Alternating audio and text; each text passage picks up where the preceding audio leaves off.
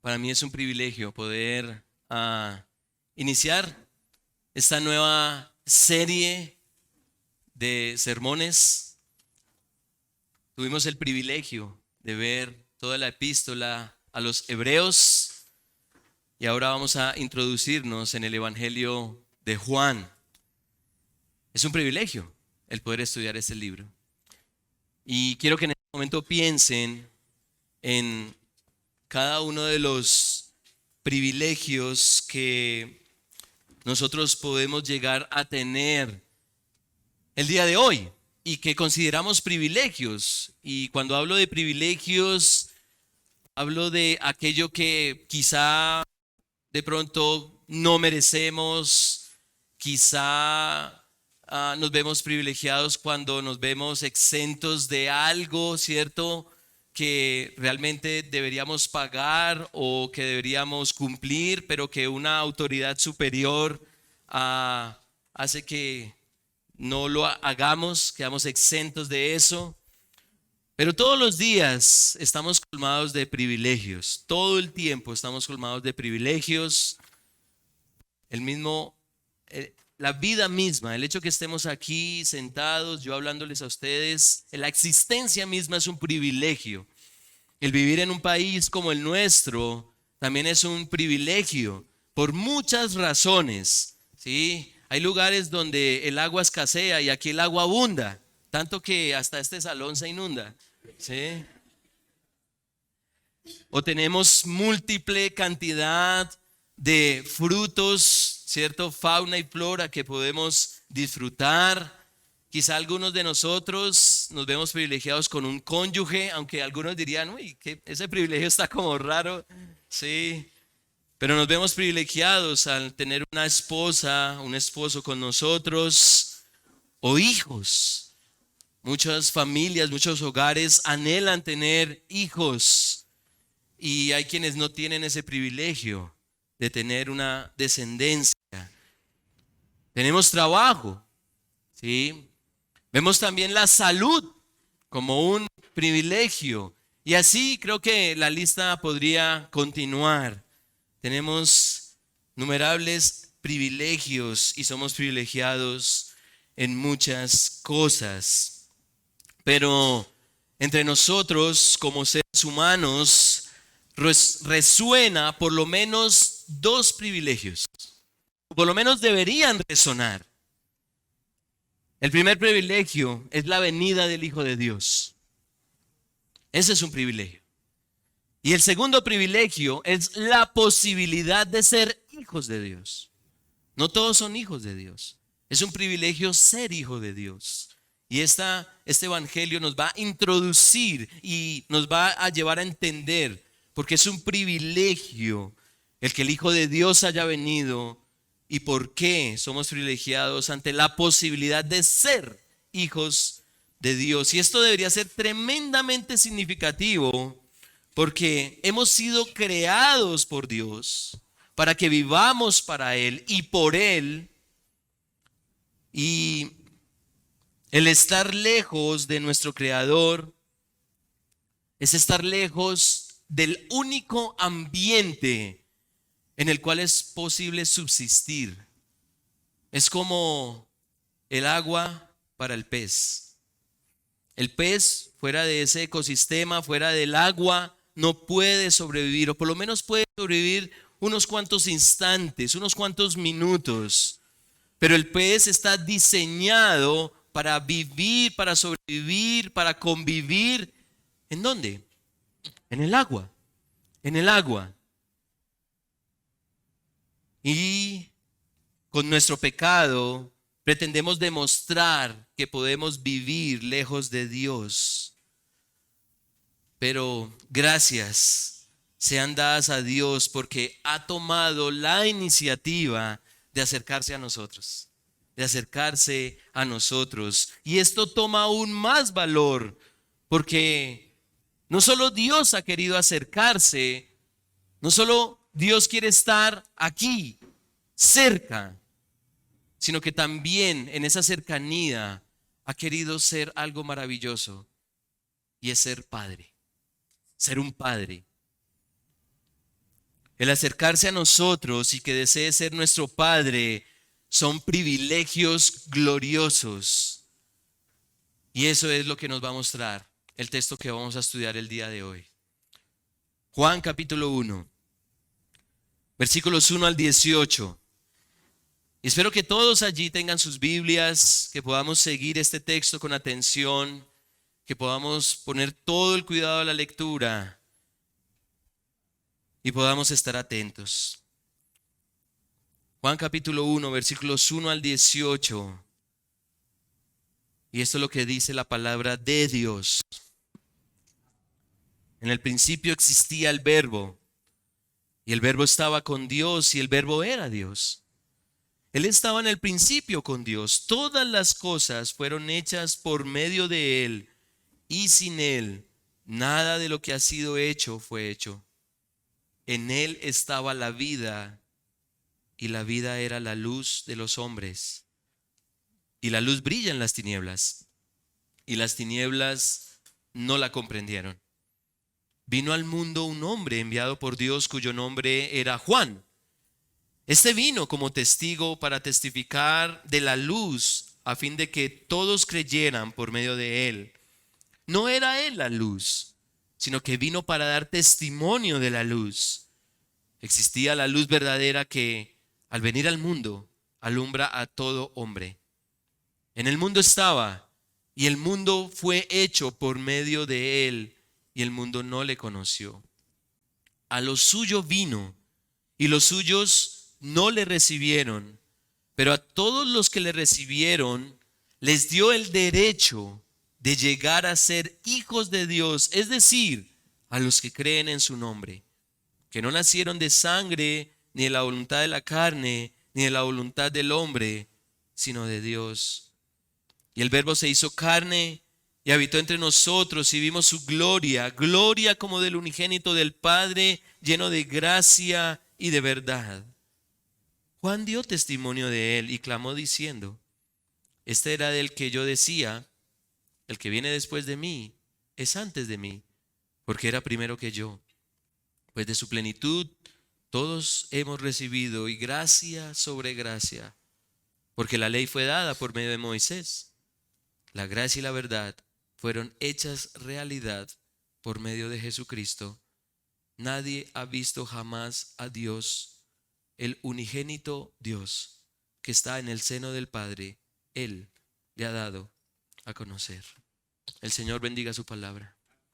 Y hermanos y amigos, quienes nos visitan, todos los que estamos aquí, este es el mensaje que tiene el texto para nosotros.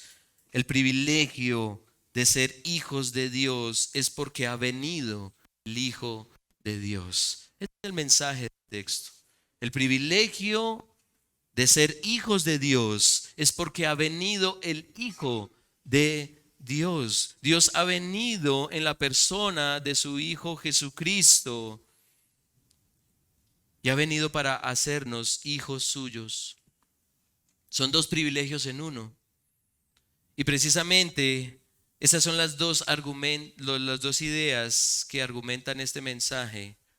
El glorioso privilegio del Hijo de Dios y el glorioso privilegio de ser hijos de Dios. Y así vamos a seguir el estudio de este texto. Con mucha seguridad hemos escuchado y hemos leído cualquier cantidad de veces el Evangelio de Juan, y principalmente esta porción. Hemos escuchado numerosas enseñanzas de este maravilloso texto, y vale la pena recordar una vez más qué dice este pasaje y por qué lo hace tan poderoso y único. Así que veamos esa primera idea: el glorioso privilegio del Hijo de Dios.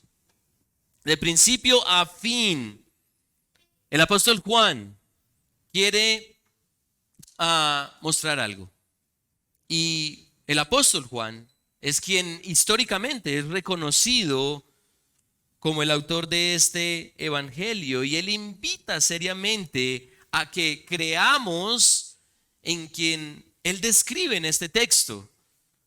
Nosotros quisiéramos que todos los libros de la Biblia, cada uno de los volúmenes que tenemos en la Biblia, nos dijera explícitamente el propósito, pero no todos lo tienen como si lo tiene este libro, el libro de Juan.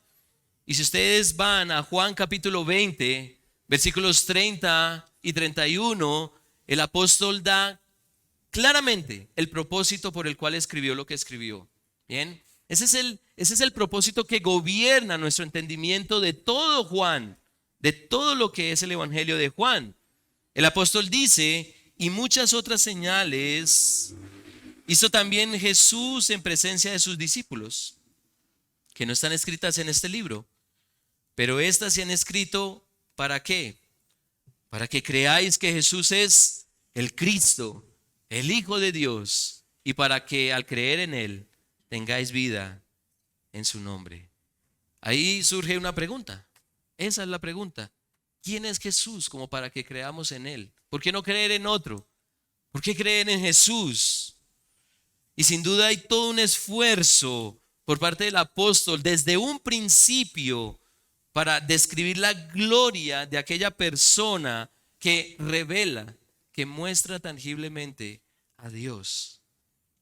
La entrada que el apóstol hace en el versículo 1 es magistral. Juan 1:1. En el principio existía el Verbo, y el Verbo estaba con Dios, y el Verbo era Dios. El Verbo, de la palabra griega logos. Y la pregunta es: ¿por qué referirse al Hijo de Dios como logos? ¿Por qué? Bueno, estratégicamente el apóstol desea exponer a su audiencia que el ser que va a describir hace tangible y visible aquello que parece inmaterial, aquello que no parece palpable, que parece incorpóreo. El apóstol nos guía a ver que ese elemento intangible como la palabra es posible materializarse, es posible verse, es posible palparse. ¿Y cómo lo describe? Versículo 2, Él, el Verbo, estaba en el principio con Dios. Todas las cosas fueron hechas por medio de Él, y sin Él nada de lo que ha sido hecho fue hecho. Ya el apóstol no habla del Verbo, sino de Él, el Verbo. La Biblia expone con claridad que Dios creó y sostiene todas las cosas con su palabra, con su palabra. Pero la palabra de Dios existe, o por la palabra de Dios existe, tanto lo visible como lo invisible. Y asimismo todas las cosas se mantienen por esa palabra. Pero la palabra en sí misma es etérea. Como que no se puede tocar. La palabra es una expresión impersonal que no se puede palpar. Pero viene Juan a mostrar que eso que es intangible, pero que creó todas las cosas, sí tiene forma y es personal. Es personal. Versículo 3. Todas las cosas fueron hechas por medio de Él, y sin Él nada de lo que ha sido hecho fue hecho. En el principio existía la palabra, y se hace palpable al decir: todas las cosas fueron creadas y hechas por Él. Lo que parece etéreo, lo que parece poco definido, sí tiene forma y es una persona. Es una persona. Y es más sencillo de lo que parece, mis hermanos. Y voy a hacerlo con un ejemplo. Si yo digo la palabra iglesia, ¿qué se nos viene a la mente? Si a usted se le viene a la mente un edificio con una cruz, hermano, le invito a que venga más seguido, ¿cierto? Con nosotros y se congregue, ¿sí? La palabra en sí misma describe un grupo de creyentes. Un grupo de creyentes. Esa es la iglesia, esa es una definición básica de iglesia. Un grupo de creyentes, ¿sí? Pero no es el grupo en sí. Si yo les digo qué es iglesia, ustedes describen al grupo de creyentes, pero no es el grupo de creyentes en sí. Bien. Para hacer de esa palabra algo tangible, algo visible, algo palpable, pues entonces, ¿qué hago? Bueno, señalo a los que estamos, por ejemplo, hoy reunidos, adorando juntos. Aquí está la iglesia, ¿sí? Esta es la iglesia, reunida, escuchando la palabra de Dios, orando, cantando, escuchando la palabra, teniendo comunión. Aquí está la iglesia, ¿sí? Ya se hace palpable. Y algo similar busca Juan con ese juego de palabras, el logos que hizo posible todas las cosas, que existieran todas las cosas, es una persona, es una persona. La expresión omnipotente de creación, revelación y salvación es una persona. Y de esa persona emana cosas que no cualquiera puede ofrecer. No cualquiera puede ofrecer. Versículo 4. En él estaba la vida y la vida era la luz de los hombres. Esta persona no solo le da existencia a todo, sino que da vida y da luz.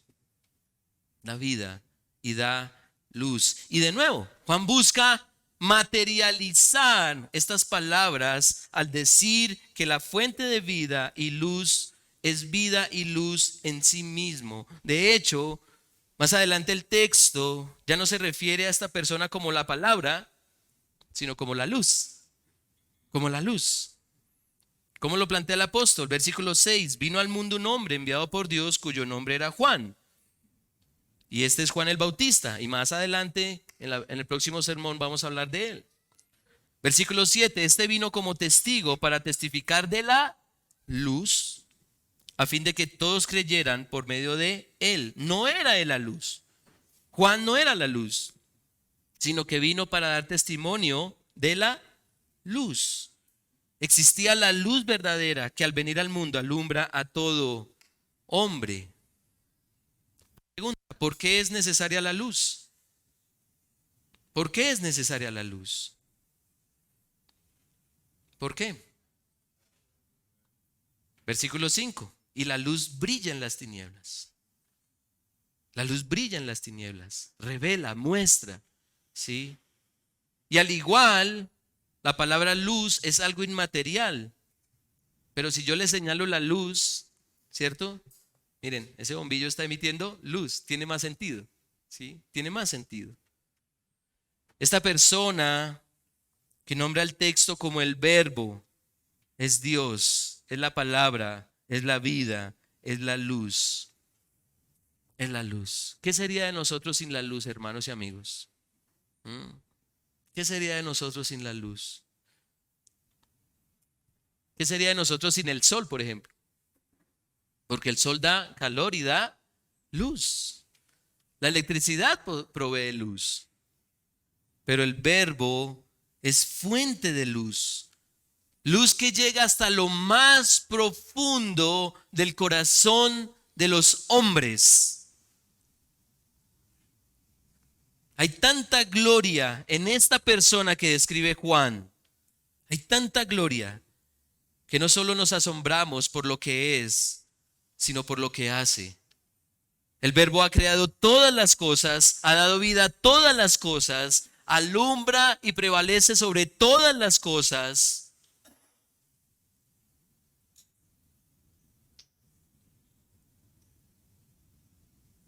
Y el verbo entonces viene al mundo. Viene al mundo. Versículo 9. Existía la luz verdadera que al venir al mundo alumbra a todo hombre. En el mundo estaba y el mundo fue hecho por medio de él y el mundo no le conoció. El verbo se hace aún más palpable de lo que imaginamos. Viene al mundo. Y como lo dice el apóstol en el versículo 14, es aún más fascinante. Versículo 14, y el verbo se hizo carne y habitó entre nosotros. Y vimos su gloria, vimos su luz. Gloria como del unigénito del Padre, lleno de gracia y de verdad. Y aún más asombroso, hermanos y amigos, el verbo hace visible a Dios. Hace visible a Dios. Y eso dice el versículo 18. Nadie ha visto jamás a Dios. Nadie ha visto jamás a Dios como es, en esencia, completo. Nadie lo ha visto tal cual como es. Pero ¿qué dice el apóstol? El unigénito Dios que está en el seno del Padre, Él le ha dado a conocer. Desde el principio del Evangelio se responde la pregunta, ¿cómo es Dios? ¿Cómo es Dios? Si nosotros nos hiciéramos esa pregunta, ¿cómo es Dios? Ya el apóstol la viene resolviendo. La respuesta de Juan es, mira a Jesucristo. Mira a Jesucristo, el Hijo eterno de Dios. En Jesús se materializa, se hace palpable todo lo que es imposible palparse de otra forma. Y hay una gloria en Cristo única y maravillosa. Él es Dios. Él es la palabra. Él es la vida. Él es la luz. Él es el creador. Él es desde la eternidad y hasta la eternidad. Y ese ser, esa persona vino. Y esa idea de venir es reiterativa por parte del apóstol. Vino. Ese ser que es Dios, vino. Versículo 9, existía la luz verdadera que al venir al mundo alumbra a todo hombre. Versículo 11, a lo suyo vino y los suyos no le recibieron. Versículo 14, y el verbo se hizo carne y habitó entre nosotros y vimos su gloria, gloria como del unigénito del Padre, lleno de gracia y de verdad. Versículo 15, Juan dio testimonio de él, clamó diciendo, este era el que yo decía, el que viene después de mí es antes de mí, porque era primero que yo. El todopoderoso, infinitamente sabio y eterno Dios vino a este mundo. Vino a este mundo. Lo que parecía etéreo, lo que parecía intangible, lejano, ahora se hace visible. Dios viene a nosotros y aún mejor, se hace como nosotros. Se hace como nosotros.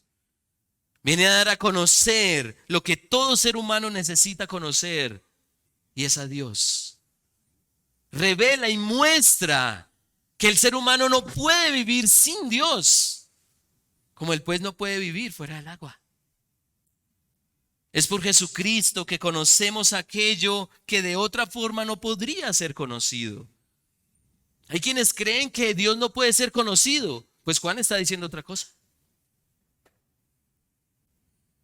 Y si bien Dios se ha revelado de formas diversas en su creación, en su palabra escrita, en su iglesia, la forma perfecta de darse a conocer es en su Hijo. En su Hijo. ¿Quién mejor que Dios? Y mucha atención a esto. ¿Quién mejor que Dios que mostrar a Dios? Por eso el versículo 18, en la mayor cantidad de manuscritos originales, no dice el unigénito Hijo, dice el unigénito Dios. Como lo dice la Reina Valera, el unigénito Hijo que está en el seno del Padre lo ha dado a conocer. Pero la mayoría de manuscritos dicen el unigénito Dios. El unigénito Dios. Ya para la iglesia primitiva había una idea clara, evidente, completa de que Jesucristo es Dios. Todo lo que Dios es y hace, Jesús lo muestra. Quienes pretenden negar la divinidad de Jesucristo, tratando de interpretar humanamente el versículo 1, diciendo que es un Dios entre varios, van a tener que tergiversar toda la Biblia que muestra al Hijo eterno dando a conocer al Dios eterno. Eso no es solo del versículo 1. Eso es de toda la Biblia. Toda la Biblia. Todo lo que es Dios en esencia, el Hijo lo muestra. Todo lo que Dios hace, el Hijo lo muestra. Por eso la encarnación de Cristo es un hecho trascendental, mis hermanos. Es Dios viniendo a este mundo. Es Dios haciéndose hombre. Es Dios mostrándose a nosotros visiblemente. Deberíamos asombrarnos de ese enorme privilegio. Deberíamos asombrarnos. ¿Ah? El glorioso privilegio del Hijo de Dios, de que haya venido. Hermanos, permítanme hacerles una pregunta y a quienes nos visitan, quienes asisten. ¿Qué tan en serio nos tomamos la venida de Jesucristo? ¿Qué tan en serio nos tomamos la venida de Jesucristo? ¿Nos seguimos asombrando de que el Rey de Reyes haya venido? Porque son muchas las cosas que nos pueden asombrar. Son muchas las cosas que nos pueden asombrar. Y en nuestras conversaciones diarias se muestra cuál es el asombro que nos gobierna. Hoy están asombrados, muchos creyentes están asombrados por el gobierno que tenemos hoy. Muchos están asombrados de que las juventudes y las nuevas generaciones se estén perdiendo. Muchos están asombrados de que la agenda, ¿cierto?, de la ideología de género parece coger más fuerza. Muchos están asombrados por eso. Muchos están asombrados quizá por cosas más amables, como que tienen un salario que quizá no merecen, ¿sí? Dicen, uy, yo creo que con 1.000.000 está bien, pero me están dando 6. ¡Wow! ¿Sí? O se asombran de que Dios traiga bienestar porque les provee cosas o les da cosas. Pero hermanos, ¿no debería ser un asombro constante que el Creador de todas las cosas se haya acercado a pesar de nuestra disposición de alejarnos de Él? Permítame repetirles eso. ¿No debería ser un asombro constante que el Creador de todas las cosas se haya acercado a pesar de nuestra disposición de alejarnos de Él? Porque cuando pecamos, y no hay día que no lo hagamos, cuando pecamos, mostramos que queremos alejarnos de Él, de la verdad que es Él, de la luz que es Él, de la vida que es Él. Si supiéramos el privilegio glorioso de la venida del Hijo de Dios, nada nos perturbaría, porque nuestro Señor y Salvador ha venido a rescatarnos del pecado, de la muerte y del mal que trastorna este mundo. Sin embargo,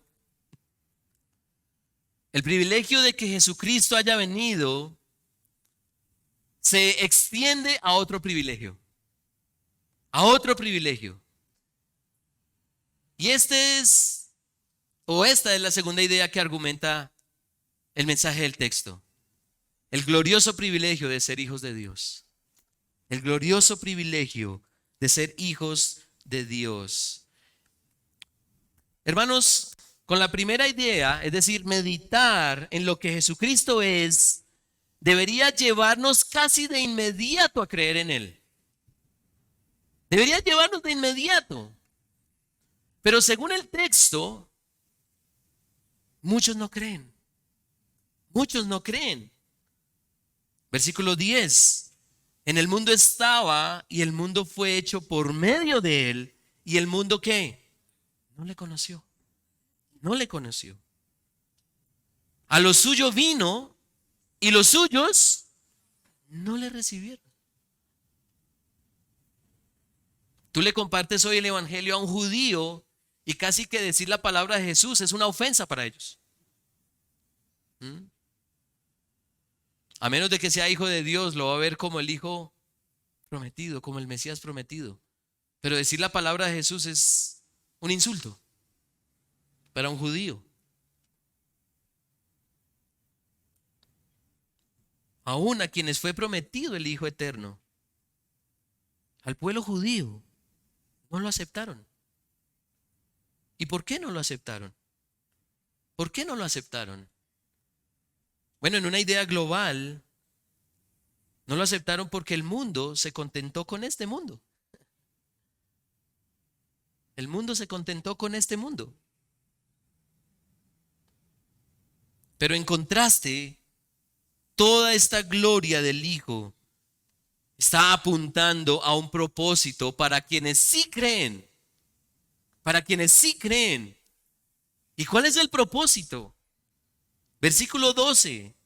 Pero a todos los que le recibieron, les dio el derecho. O como dice la Reina Valera, les dio la potestad. Y en palabras de este sermón, les dio el privilegio de llegar a ser hijos de Dios. Es decir, a los que creen en su nombre. A los que creen en su nombre. El apóstol Juan es intencional en citar a Juan el Bautista porque estuvo en función de proclamar al Mesías venidero, predicar de aquel glorioso ser que daría luz, como lo dice el versículo 6 y 7, testificar de aquel que es desde la eternidad y hasta la eternidad, como dice el versículo 15. Este ser llamado Jesucristo debería ser anunciado porque fue prometido. Fue prometido. Dios ha venido. Y como lo dice el versículo 14, el Verbo se hizo carne y habitó entre nosotros. Dios ha decidido tabernacular. Y creo que le suena esa palabra, ¿cierto?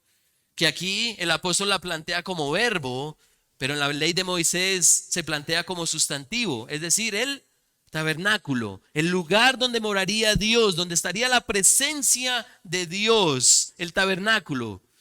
Por eso Dios le dice a Moisés que haga una tienda donde él iba a morar, donde iba a hacer presencia su gloria. Pero Jesucristo habitó entre nosotros, tabernaculó con nosotros para morar en medio de los hombres. Dios ha querido mostrar su gloria, ha venido a compartir de su gracia, ha querido mostrar la amplitud de su verdad. Y de todo eso se desprende algo realmente maravilloso, hermanos. Y es que los que creen en Él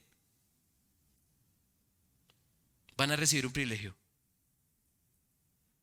el ser hijos de Dios. El ser hijo de Dios.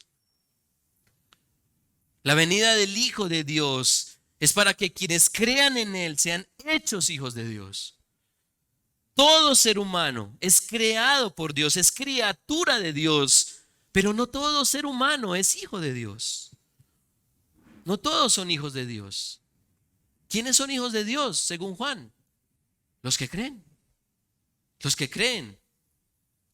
¿Los que creen en quién? ¿En Dios como algo general? No. Los que creen en quién? En el Hijo de Dios.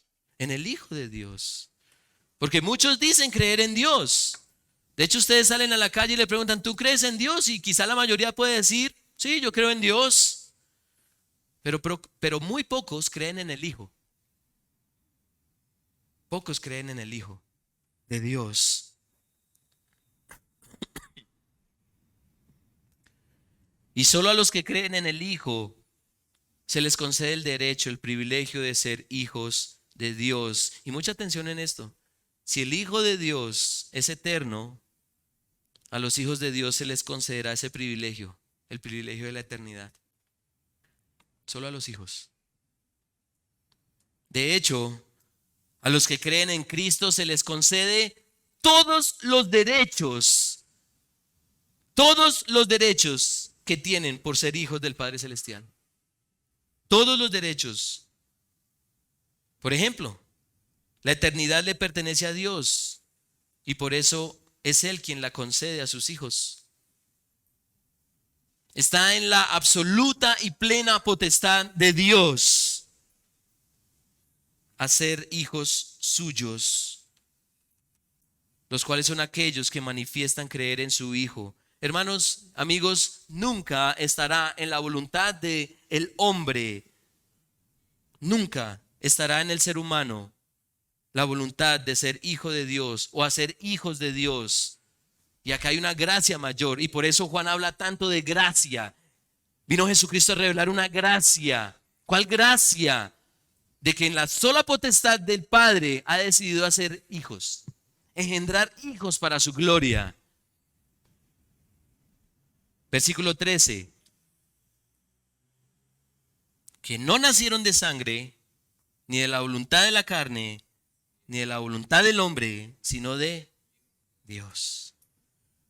De Dios. Jesucristo vino al mundo como el Hijo eterno para hacernos de nosotros pecadores, hijos eternos del Padre. Pero los pecadores que creen son los que vienen del Padre. Es como nacer directamente de Dios mismo. Y eso lo vamos a ver en Juan 3. Pero quienes estamos absolutamente convencidos de que Cristo es nuestro Señor y Salvador, el Hijo eterno del Padre que revela su gloria, su ser, podemos decir que nacimos del Padre Celestial. Y esto en contraste o comparación a que todos aquí nacimos de un papá y una mamá. ¿Sí? Sean las circunstancias que sean, todos nosotros nacemos de un padre y una madre. ¿Sí? Somos engendrados de un padre y madre físicos, biológicos. Pero quienes estamos absolutamente convencidos de que Cristo es nuestro Señor y nuestro Salvador, el Hijo eterno del Padre, que revela su gloria y su ser, podemos decir que hemos nacido del Padre Celestial. Si tenemos la convicción inequívoca de que el Hijo eterno es lo que es y hace lo que hace por su esencia divina, entonces ya somos, créanlo, ya somos partícipes de su naturaleza. Y si el Hijo es eterno, nosotros los que hemos creído también seremos eternos. Nosotros quienes hemos creído, cuando venga la muerte, no es más que un cerrar de ojos para abrirlo en la gloria. Eso es todo. Para quienes somos hijos de Dios. Así que, hermanos y amigos, el privilegio de ser hijos de Dios es porque ha venido el Hijo de Dios. Ahora, volvamos a plantearnos esta pregunta. Quiero que cada uno aquí con sinceridad de corazón se pregunte, ¿por qué se siente privilegiado el día de hoy? ¿Por qué te sientes privilegiado el día de hoy? ¿Por qué te sientes privilegiado? ¿Te sientes privilegiado por tener salud? ¿Te sientes privilegiado por tener un buen hogar? ¿Por tener hijos saludables o exitosos? ¿O porque están en la universidad? ¿Te sientes privilegiado porque muchos de ellos fueron becados? ¿Te sientes privilegiado porque estás en una muy buena empresa con un buen salario? ¿Te sientes privilegiado porque tienes la posibilidad de tomar unas buenas vacaciones? ¿Por qué te sientes privilegiado el día de hoy? ¿Te sientes privilegiado por tener una iglesia local donde te puedas congregar? ¿Te sientes privilegiado ¿por qué? ¿Por qué te sientes privilegiado?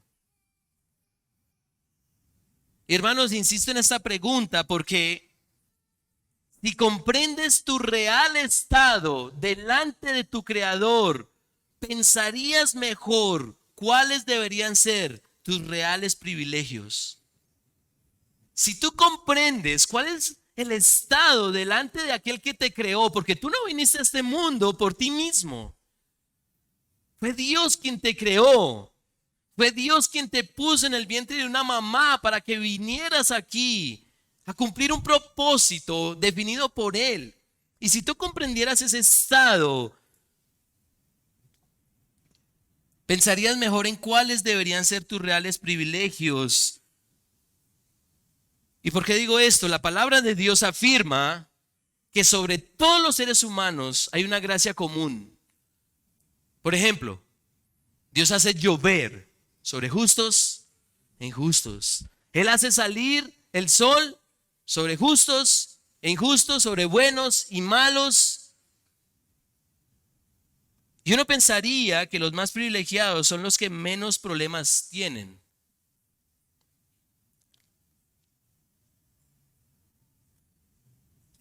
Si tú tienes salud, pues no te sientas tan privilegiado, porque hasta los impíos tienen salud. Los que odian y aborrecen a Dios, los que no tienen nada que ver con Dios, ni siquiera quieren saber de Dios, también tienen trabajo y tienen hijos y los becan y van a buenas universidades y tienen posibilidad de tomar unas buenas vacaciones, de tener una casa.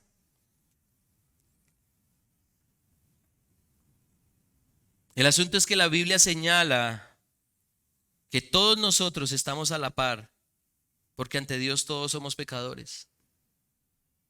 Todos nosotros odiamos a Dios porque no gustamos de su voluntad. Ningún ser humano tiene la capacidad de cumplir el estándar de Dios. Al contrario, por pretender cumplir su estándar a nuestra manera, pecamos más. Pecamos más. Ningún ser humano puede decir que es hijo de Dios por sí mismo, porque quien es hijo de Dios se supone que imita a su padre. Levanten la mano aquí a los que imitan a su padre. A menos de que se parezca, ¿no? Se parece tanto al papá. Tiene el mismo carácter del papá, el mismo genio del papá. ¿Sí? ¿Quién de nosotros imita a Dios? ¿Quién de nosotros imita a Dios? ¿Qué ser humano por iniciativa propia dice, yo soy hijo de Dios? Yo muestro a Dios. ¿Quién puede decir eso por iniciativa propia?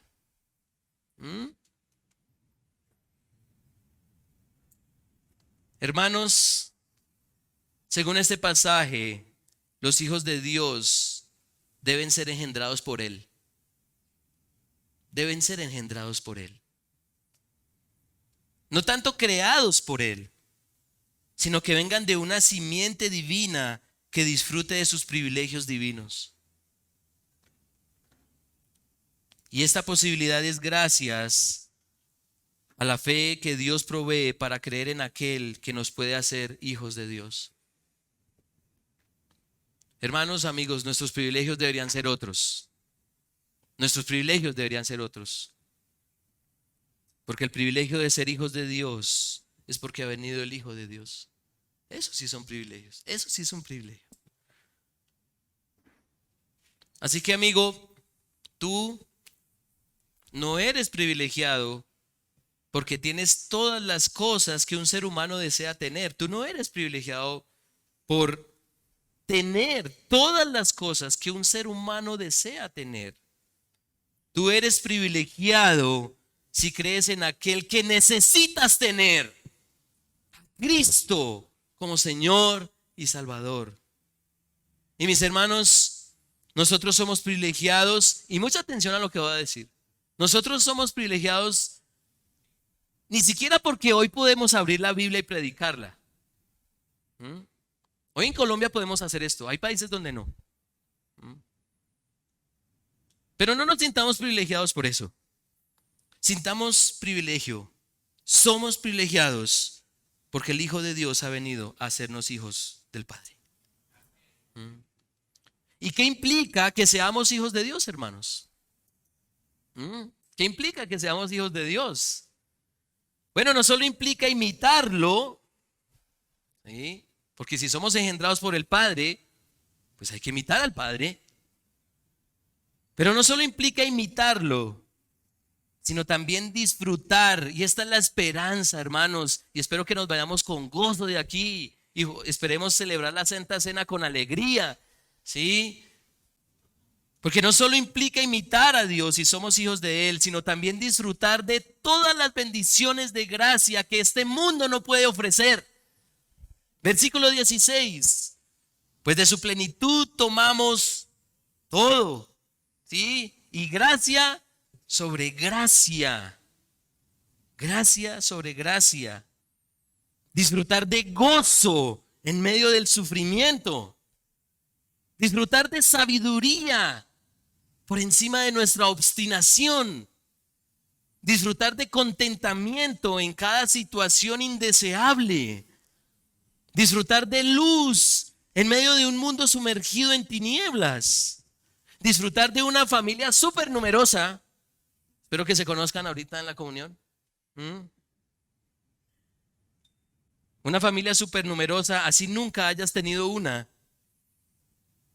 Disfrutar de la vida eterna cuando la muerte es inevitable a los hombres. Disfrutar de Dios en donde se encuentra toda satisfacción posible. Disfrutar de los placeres que solo el Padre Celestial puede dar a sus hijos. Hermanos y amigos, el privilegio de ser hijos de Dios es porque ha venido el Hijo de Dios. Y termino con esto. El apóstol Juan nos pone a pensar en algo. ¿Qué proveyó Moisés? Versículo 17. Porque la ley fue dada por medio de Moisés.